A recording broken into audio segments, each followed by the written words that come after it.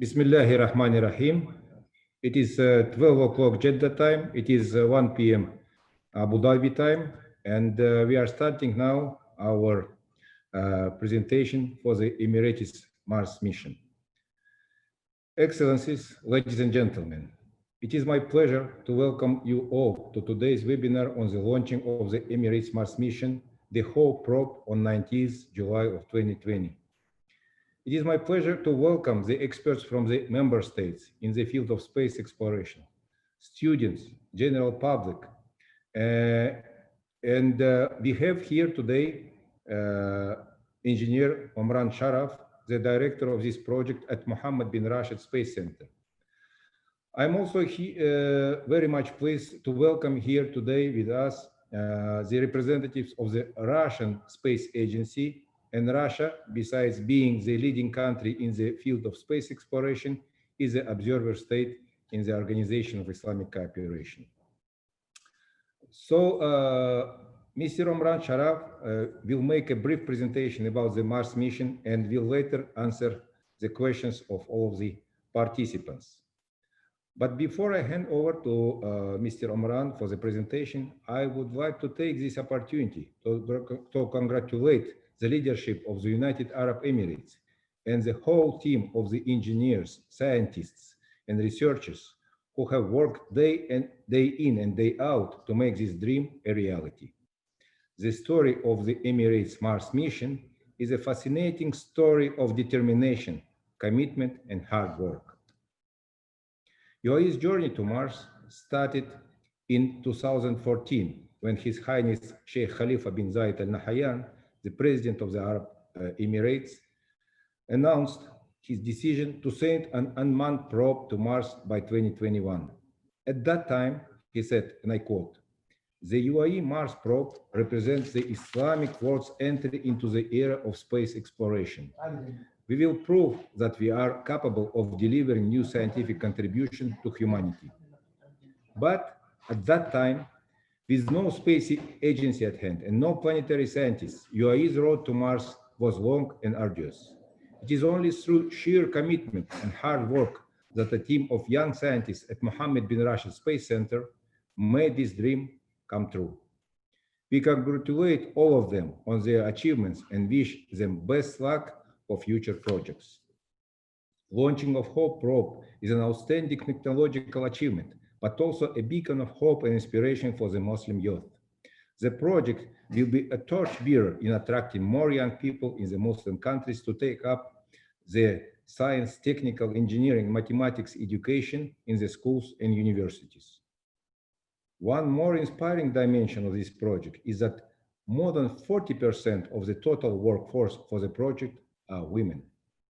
It speaks volume about the contribution of our women in the development of our communities and countries.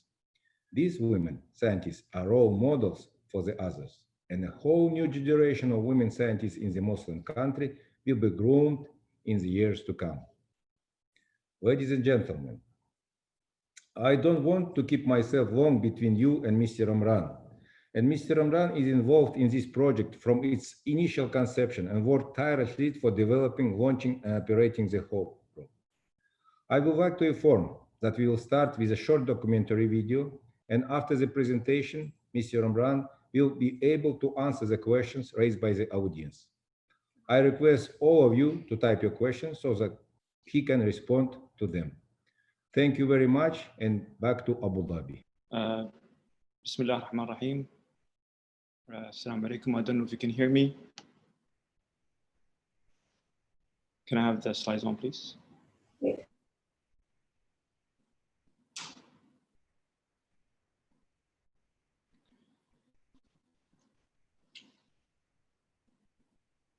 Thank you very much for the introduction. I would like to thank everyone for being part of this session.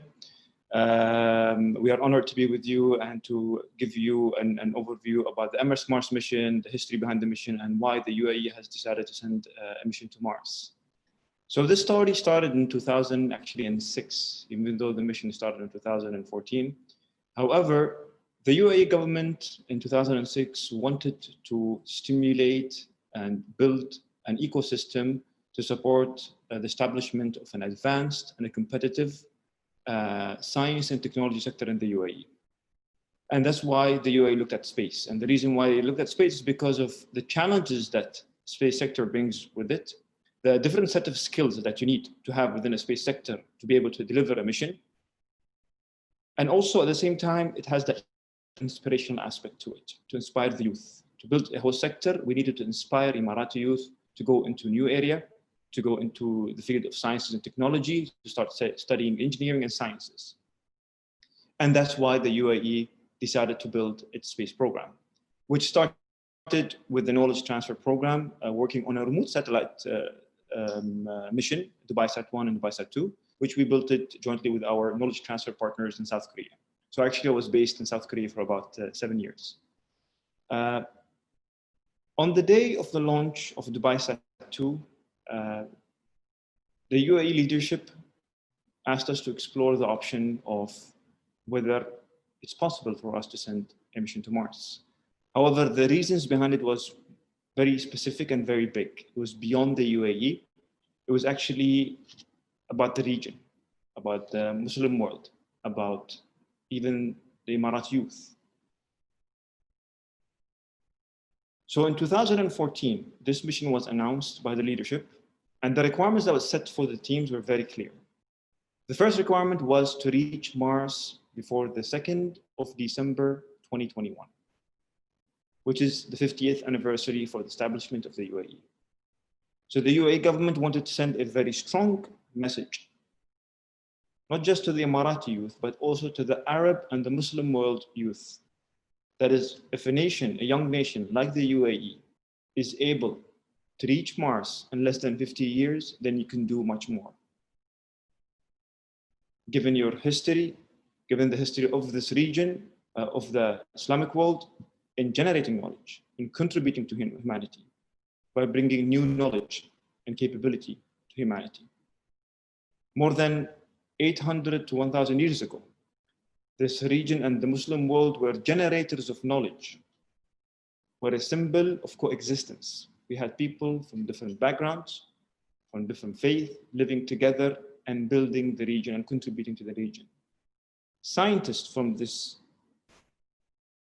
area came from different backgrounds and worked together and contributed, and everyone coexisted and worked together. And then you have a case of the UAE, a young nation that has more than 200 nationalities living in it, who everyone contributed in building our young nation and making us reach the point we are today. So the message to the Muslim world and to the Arab youth is that if we can do it, a young nation like us, then the Muslim world with the potential, with the set of skills that we have here, we can do much more. Unfortunately, a lot of those skills were leaving the region, which doesn't help us move forward.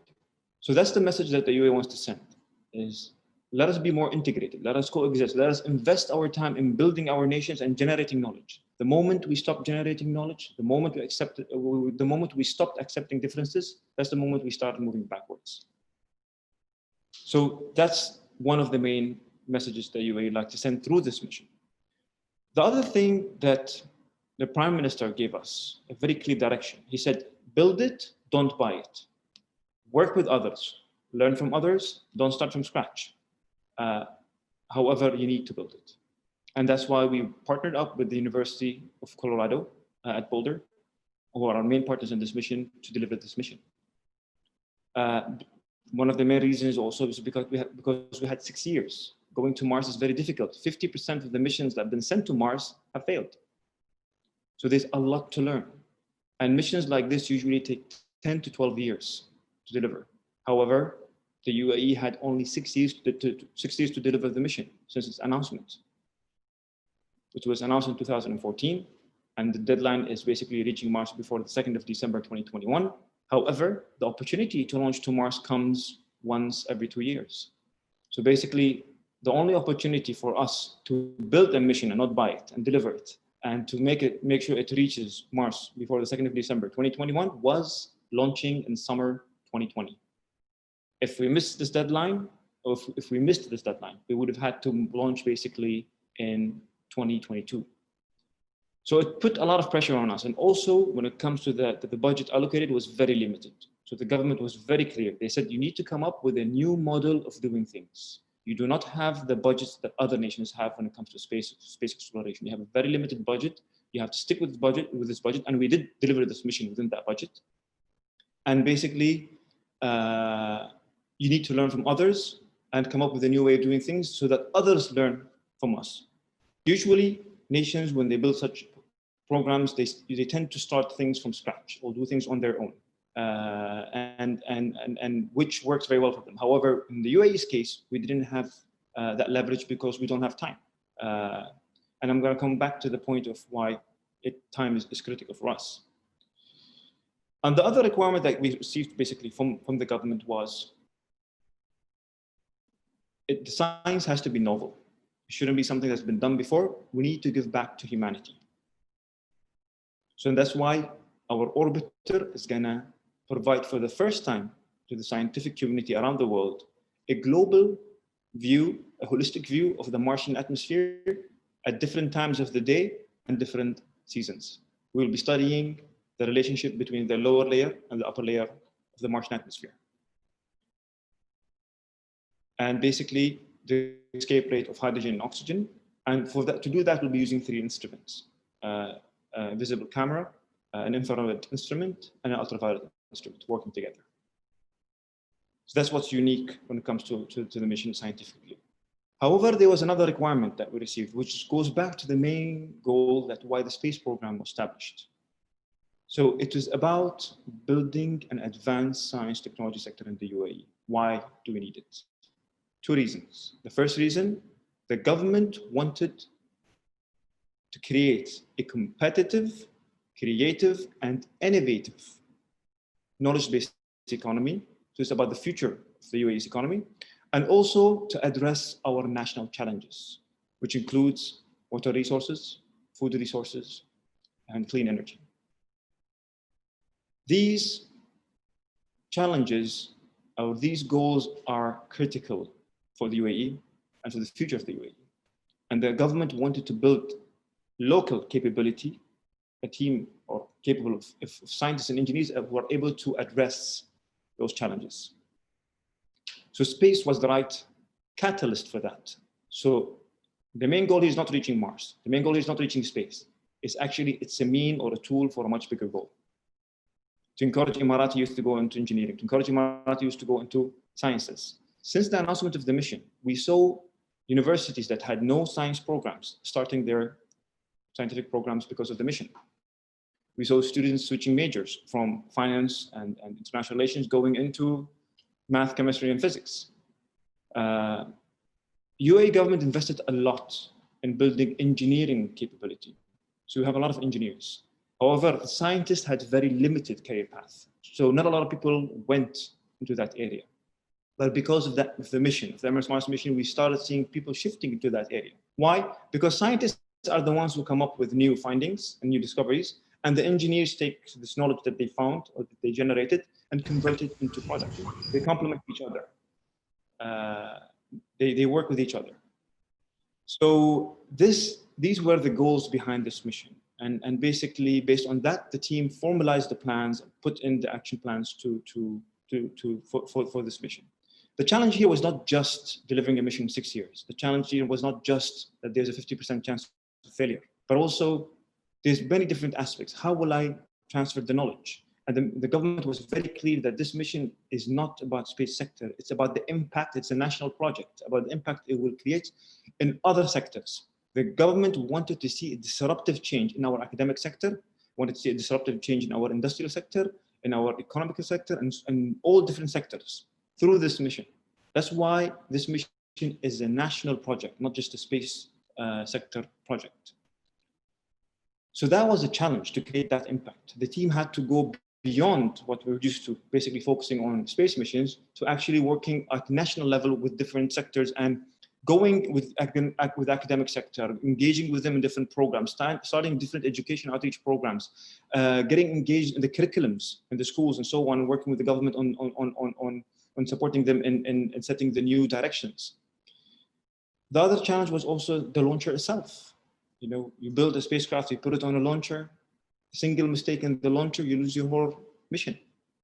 The journey from Earth to Mars, a 7-month journey. We are halfway through. It's a challenge, making sure that the spacecraft is traveling in the right trajectory, heading towards Mars, it's functioning well, it's actually withstanding the different harsh environment it has to go through when it comes to radiation environment and fluctuation temperatures and so on. And then reaching Mars, which is going to take place in February 2021. So a very critical moment. It's going to be in February 2021. It's basically the Mars orbit insertion, in which we have to lower the speed of the spacecraft from 120,000 kilometers per hour down to 18,000 kilometers per hour. By that time, it would have traveled more than 493 million kilometers. So for 30 minutes, we'll be firing our thrusters to slow down the spacecraft in February. Any mistake in that process, if the spacecraft goes too slow, we crash onto Mars. If we go too fast, we skip Mars. And on top of that, there's more than a 20-minute delay in communication. So all this has to happen autonomously. So developing a system that is capable to perform autonomously and basically we're commanded and with a delay of 15 to 20 minutes. And for it to be able to resolve issues on its own was a challenge. So based on that, we developed a spacecraft, a platform that we had to build, and which we had to go through a knowledge transfer program, in which we had a team of Emiratis in the UAE working on the mission and developing different parts and aspects of the mission. And we had a team that was based in Colorado, working with our knowledge transfer partners and learning from our partners who were basically guiding them and teaching them on areas that we had no experience in. And we had a team that was basically traveling back and forth between the UAE and the US to deliver the mission. All this was a challenge. And then there was an unexpected challenge that came up, the COVID-19,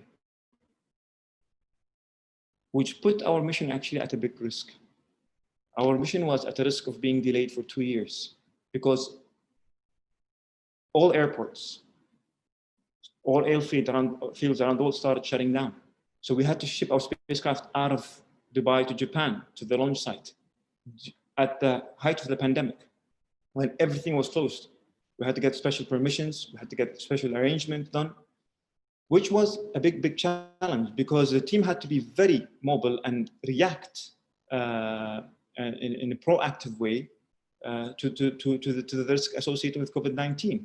We had to ship the spacecraft 3 weeks earlier than scheduled. A team that was supposed to be based in Japan and traveling back and forth between Japan and UAE for 50 days before launch, that plan had to change. We had to split them into 3 teams. A team that goes to Japan 2 weeks earlier to go into quarantine, and another team that escorts the spacecraft and hands over the spacecraft to the team that was in quarantine for 2 weeks, and then they go into quarantine, and then a backup team in the UAE. So the load on the team went significantly higher.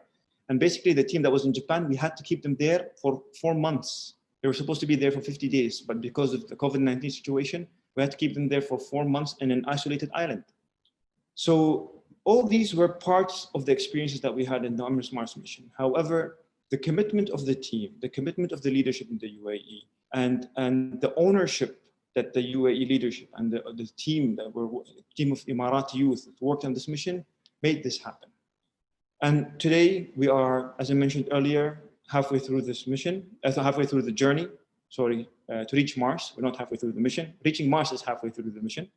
And basically, the spacecraft that we built is about 1.35 tons spacecraft, which will be carrying our instruments.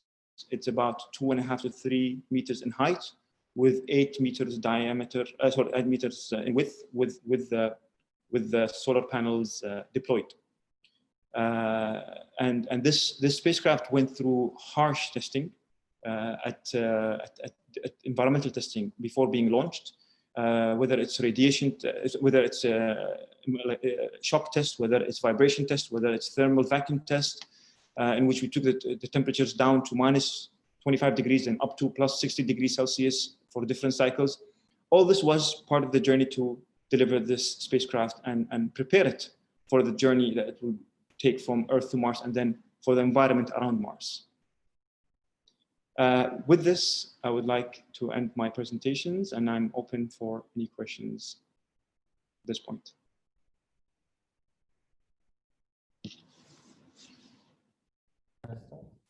Oh, thank you very much, Engineer Omran. It's really a fascinating story. You know, I've been kind of taking away with that, and it looks so easy when you read about that. It looks so easy when you just see the news in the newspaper.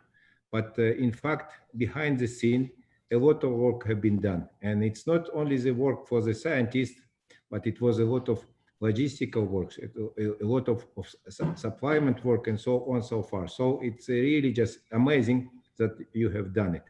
So there are some questions now arriving to our question and answer desk.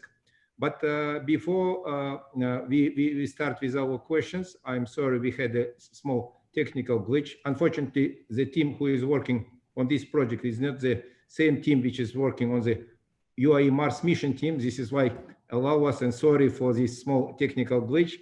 So let us play that video again now with the sound, and at the same time, Mr. Amran can look at the questions which arrive and prepare yourself for answering them. So we are going to play that video again.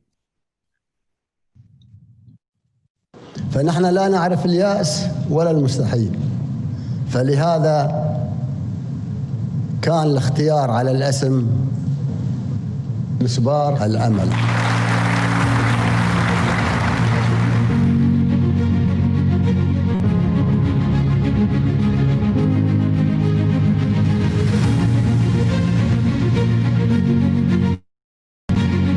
The UAE government wanted to inspire Emirati youth to go into STEM and wanted to create a disruptive change in the mindset when it comes to science and technology.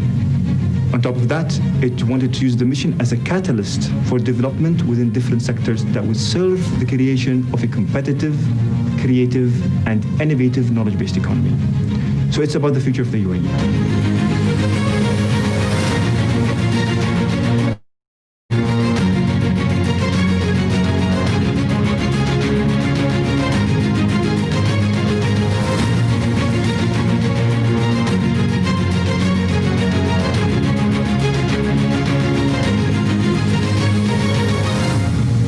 عشرة 9 8 7 6 5 4 3 2 1 إطلاق.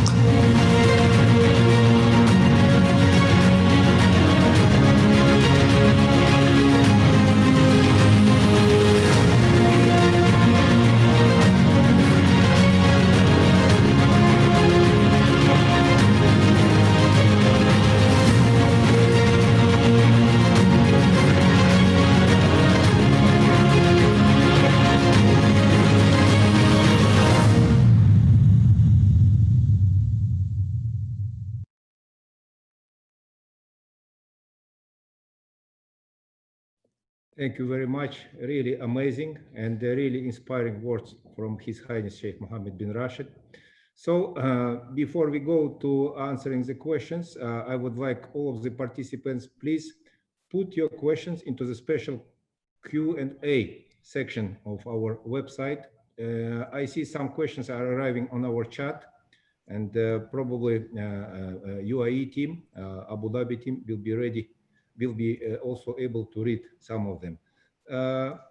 Back to Abu Dhabi and to the questions and answer session, please. Thank you. Hello everyone, my name is Emil Hamadi. I'll be reading some of your questions to Imran. I have here one question saying, how will you be sharing the data of the probe to the scientific community? Very good question. The direction from the UAE's leadership was very clear that this data will be shared with the whole world. No restrictions will be open. It's a scientific data that will serve humanity. And we have special platforms to share those data. And once it's reach Mars, inshallah, and start receiving the data, it will be placed in that platform for the public to use, the scientists and researchers around the world to use, not just in the UAE or the region, but the whole world. Thank you, Imran. Second question. So what are the payload sensors? So what are the science instruments on board of the spacecraft? So we have 3 instruments that basically the team determined that we need to be able to answer the scientific questions that I mentioned earlier, which is studying the relationship between the lower layer and the upper layer of the Martian atmosphere and the escape rate of the hydrogen and oxygen. Basically, what we had to develop is an instrument called EXI, the Emirates Explorer Imager, which is basically a multi-band imager with scientific application. So it's not just about taking a nice image of Mars, but also it's about having an image with different bands in it that actually could be used by our science team to analyze the data about Mars. The second instrument that we have is the EMIRS, basically the Emirates infrared spectrometer, which will be taking infrared images or data of Mars. And the last but not least is the ultraviolet instrument, the EMUs. All of them will be working together and the data will be combined together. And based on the data that will be combined, the scientists will be able to analyze and come up with findings with regards to the Martian atmosphere. Thank you, Amar, for that. I have one more question here. This is from Salama. She's asking, what are the efforts the country currently is trying to attract young, I guess, the youth men and women who are passionate about space and space science? So there's different efforts. And when it comes to, let's say, the education outreach efforts by the Emirate Mars Mission team, we have different programs to incorporate people of different backgrounds, different age groups into this mission. Students, for example, in schools, we have special programs for them, the space camps that we arrange periodically, in which we make them work on different things that are related to space sciences and space engineering and give them a flavor of how working in the sector is. We give them different kind of activities in which they have to design small missions, program things, a few technical projects, and so on. We also have special programs for students in the universities in which we send them to research centers around the world, in which they spend 7 to 8 weeks there working with scientists, known scientists in the field of space science, in which they come up at the end of this program with the study and a special publication. And we encourage them also to basically participate in international events related to space sciences, and we actually sent them there. So this has been ongoing. A lot of Emirati students have been sent to do so. We also have a special program for the professors in the universities in which we actually engage them in our science team to have them being part of it and also get their teams involved and help them understand what is this mission about and what we'll be providing and what are the tools and how to use these tools as part of our annual science meeting that takes place every year. We have special programs for the teachers in schools, which is called the Teachers Ambassadors Program, in which we provide them with tools and means and ways for them to use material in their own classes and in curriculum related to space sciences and space engineering. And then when it comes to the public and even stakeholders, like people of different backgrounds, whether they're in politics or in finance, we cater special programs for people from these sectors so that they understand why the UAE is doing this. Why are we going to Mars? What is the ripple effect of that? What are the benefits that the country and the different sectors we have in the UAE will get out of this? So we do customize special programs that we've been doing, and we've reached more than 100,000 actually individuals through these education outreach activities that we've been doing throughout the mission.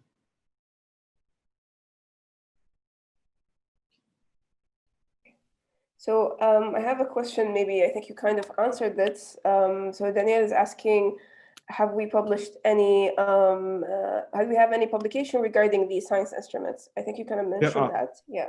Yeah, there are different papers that have been published by the team that you can find it online if you look it up in different venues related to space sciences. IGU is one of them. It's a famous international gathering in which scientists from around the world come and discuss space sciences. But yeah, it's available and you can find it online. Okay, so next question, it says, how are you gonna, basically, it says the 20 minutes communication gap between the spacecraft and the data coming in to Earth. So how do you work around that or mitigate that? So it's, at the end of the day, it's unfortunately certain things are like we're constrained by the laws of physics. So the 20 minutes, we just have to deal with it. Basically, we develop a very capable system. We design it in a way for it to be able to function on its own. And basically to take, basically a very intelligent and smart system to be able to take action if something goes wrong, let's say, and execute the action, the commands on its own also, based on a plan that we upload into the spacecraft ahead of the operation that was going to take place. So for example, if we're going to image a certain area of Mars, a while before that, we actually plan it. We write a scenario. We run the scenario on what we call the flat sat to make sure that it's actually functioning well. We check the commands, everything is fine, and then we upload those commands into the spacecraft. And then the spacecraft starts executing these plans as per the schedule that we set for it. So this is how it functions on its own. And if something goes wrong by itself, it goes into either standby or safe hold mode. So it's a very intelligent system that we had to develop, which is just the case with all deep space missions. Which why one of the main reasons why it's very difficult and it's a big challenge to build such missions. So it's not just about it going through a very harsh environment, because it does go through a very harsh environment, but also for it to be capable of functioning on its own and making critical decisions on its own also, which adds sort of like the next level of challenge. In the Mohammed Baraj Space Center, our experience before this mission was only focused on Earth observation missions. Earth observation missions, they're around Earth. You have near real-time communication with it. You can communicate with it at least 2 to 3 times a day, if not 14 times a day. So it's very different. So the level of sophistication in building Emirate Mars Mission really pushed the team in Mohammed Baraj Space Center way out of its comfort zone and made us develop or expedite it and sped up the development of advanced capability within our organization even. So you kind of answered also a little bit when it comes to the next question. So there's a question that's talking about how this really affects the national economy. And maybe you can. Very good question. This is something at the end of the day, as the UAE's Prime Minister, Sheikh Mohammed bin Rashid mentioned, it's not about reaching Mars, it's about much bigger goals. So it's about our economy, about preparing future scientists and engineers to serve our economy. So the impact, it's very difficult for us to quantify it today, but in 10, 15, 20 years from now, we'll definitely be able to quantify it. Is there impact? Yes, there's impact. Based on what we see, and there's an independent study that was conducted by University College London, which you can even look it up online, that actually measures or tries to measure the current impact, the qualitative impact of the Emirate Mars Mission on the UAE. The way that the industry, because we can include, for example, the industry in the UAE to be part of this mission. So we had to work with them in which they had to develop their capability to be able to deliver space standards, not just commercial standards, which gave more weight to the Emirati products. At the center, the things that was developed by the team became much more advanced than what it was. Having students and universities starting different programs in science and engineering because of Emirate Mars Mission was very critical. We need to have those programs to be able to have an advanced science technology sector to serve a competitive and a creative and innovative knowledge-based economy. So it's about the ripple effect of the space sector. And do we see it now? Qualitatively, yes, we do see it now.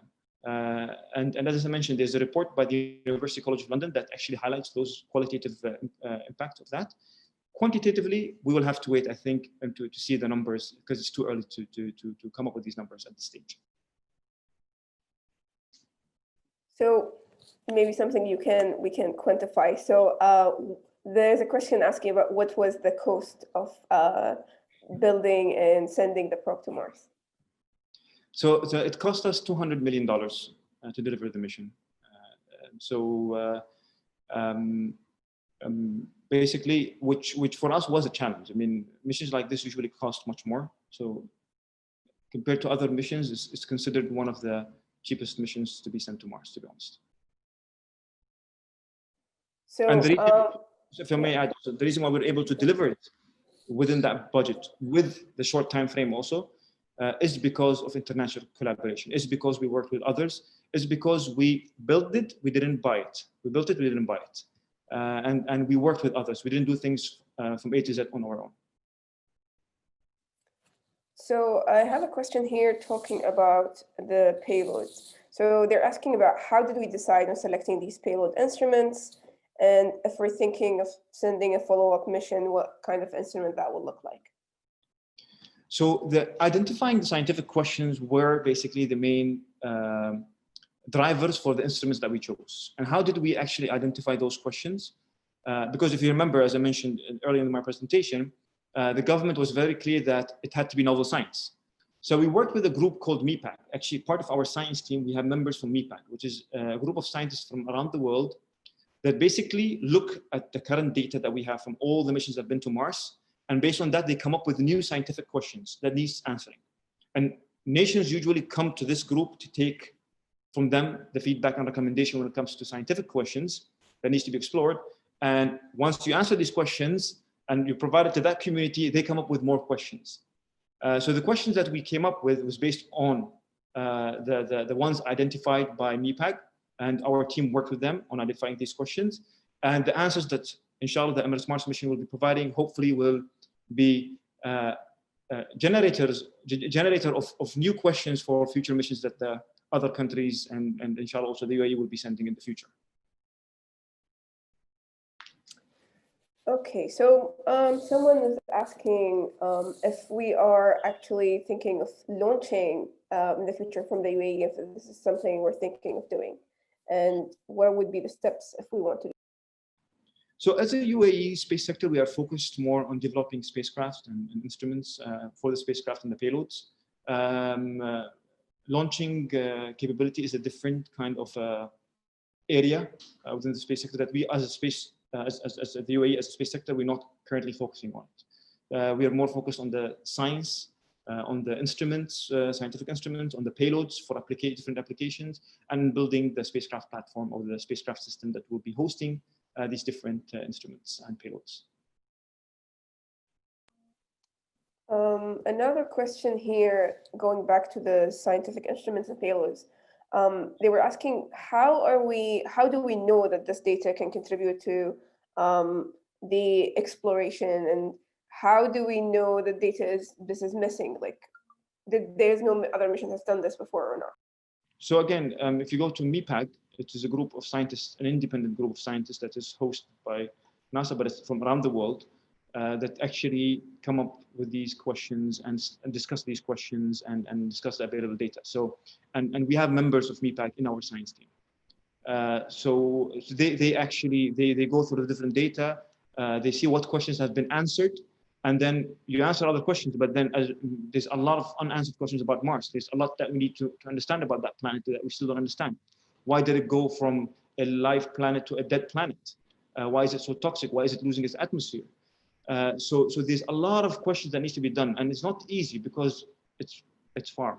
It's not easy to get there. And again, you need to have missions that study the atmosphere. You have to have missions that study the actual geography, and then also the ones that study the ground and what's under the ground and so on. So it requires multiple missions. You cannot answer it just through one mission. It's just part of the process. So another question they were asking about if there have been any kind of contribution from local universities or entities when it comes to the design and manufacturing, maybe in the Arab world, if there's any examples of that. So we definitely included different universities in the UAE as part of our science team efforts, and also as part of our education outreach efforts, in which also we included them in the programs that I mentioned earlier, by sending students to specialized research entities around the world, working with famous and scientists and experts in their field. Also, different programs that we have for the academic sector in the UAE. So that's how we engage the universities. When it comes to the industry, we've engaged, for example, a company called TPI, which was building parts for airplanes, and we actually worked with them and developed with them their internal processes to deliver space quality products, in which we took parts from that they developed and placed it in our mission, which is currently in Emirates Mars mission. It's heading towards Mars.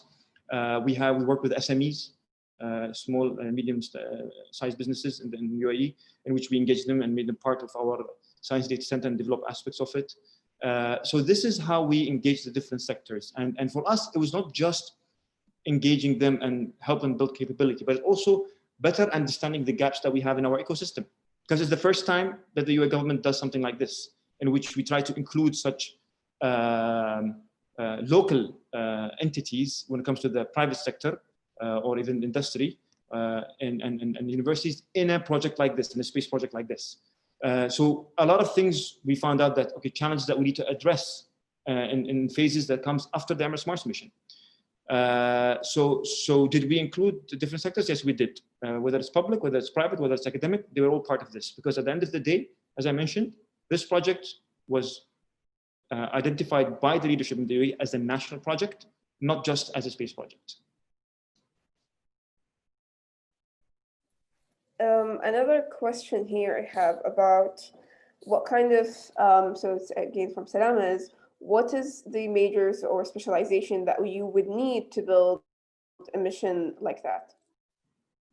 So building, again, going back to why the UAE in 2006 decided to start on building its space program was because of the capacity and capability we wanted in different fields.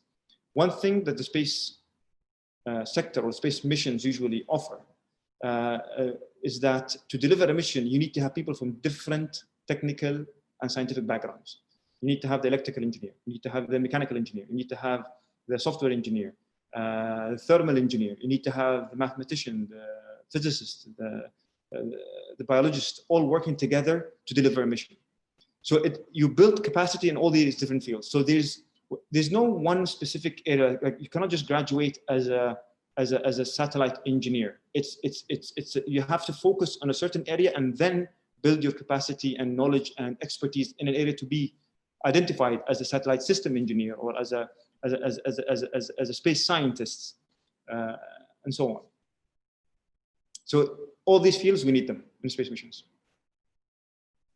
I think I have one more question, and the last one is, I think it's more directly to the team holding the session. So the last question says, so what would be the best way for us to, as the country, as the UAE, to share that knowledge with the different Arabic and Islamic countries and to inspire them to be part of similar missions in the future?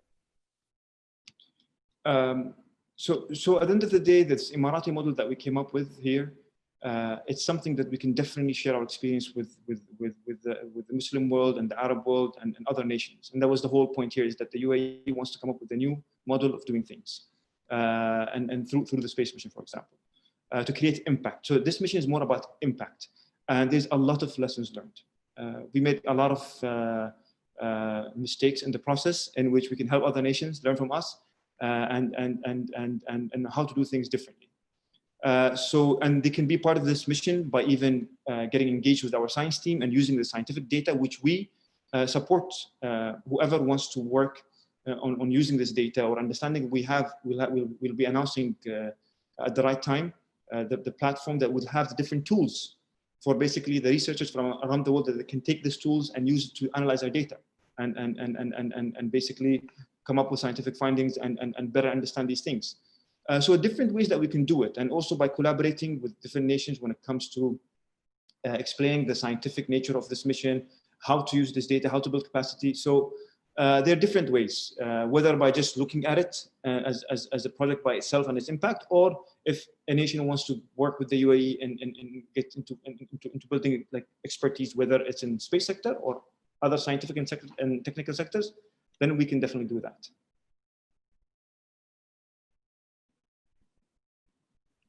So by that, I think I don't have any more questions. Thank you very much, Imran. I'll leave the floor to the team to continue here. Thank you very much. I don't know what was more interesting, to watch the video and to listen to the first explanation of that, or just to participate in this questions and answers session. In fact, both of them were amazing. And in fact, we really see the professionalism and the high level of preparedness for the UAE team and Mr. Imran himself. Well, we are now just to the end of, as Ms. Amal has pronounced already.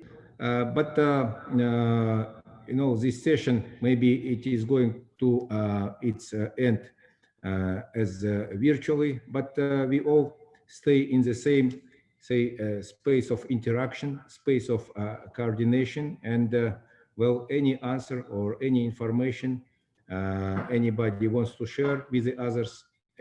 By the way, we do have today more than 90 people participating. So it's I congratulate all of us for joining this session. So we are here at the General Secretariat of the OIC, ready to receive any questions, any inquiries, and to forward them to the UAE team or Mars mission. And we are ready to facilitate. And at the same time, I understand that UAE is also open to receive and to directly interact with the specialized agencies of the Muslim countries or the Russian Federation, which is the OIC permanent observer country.